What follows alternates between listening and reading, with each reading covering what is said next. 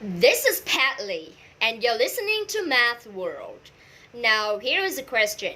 Can you guess how the human hand, the petals of certain kinds of flowers, and even some famous paintings could be related mathematically? Well, if you have no idea, our question of the day from listener Lucy Warwick in Rhode Island will help you. Miss Warwick asks, I've heard a lot about the Fibonacci sequence lately. What exactly is it? For an answer, we contacted Professor of Mathematics, Dr. James Christ. Hello, Dr. Christ. Can you tell us a little about the Fibonacci sequence to answer Miss Warwick's question?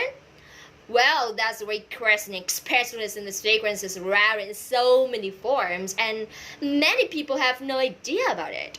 It's really very intriguing once you're aware of it. First, what the sequence is.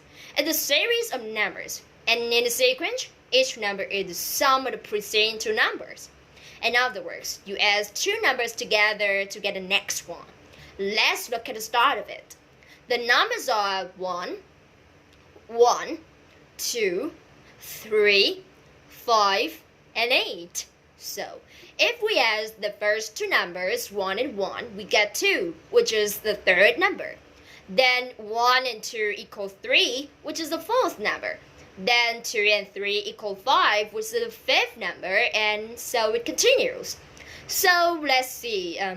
Each number is the sum of the previous two numbers. And the sequence can just go on and on. Yes, that's right. And what's amazing about it is that the sequence shows up around in so many ways. It appears in the natural world. Natural forms tend to reproduce sequence. For example, flowers, pine cones, and seashells. Look at the petals on the flowers. There are more likely to be 5 petals than 4. The spirals and seashells also involve the numbers forming sequence. It's not as easy to see. It's not as easy to see with flowers, but the measurements of the spirals and numbers of the sequence. Some people even mention the human hand when talking about a sequence. We have 2 hands. Each of these five fingers, and each finger has 3 parts separated by 2 knuckles. All of these are numbers from a sequence. Maybe it is constant or maybe not. And it's not just in the natural world, and also in the art world. It appears in a lot of art. Probably the most famous is in the work of Leonardo da Vinci. You see a lot of spirals in a painting, and spirals are the form most associated with Fibonacci sequence. It also appears in music. One of Bach's pieces is based on the sequence in the way the musical patterns repeat. Now, it's not clear whether Bach did it consciously or not. Interesting. Who discovered all this? It was discovered by the mathematician in Italy in the early 1200s. His name was Leonardo of Pisa, but he called himself Fibonacci because his father's name was Fibonacci.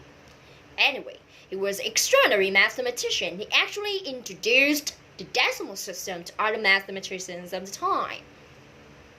Some mathematicians has known about the sequence for a long time. Yes.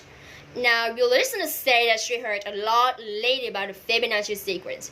It seems like interest in this series kind of comes and goes in popularity. Lately, it has been more popular. I think it's great. It's fascinating, and if it gets people interested in math numbers, then all the better. It is fascinating. Thank you so much, Dr. Christ. You're welcome.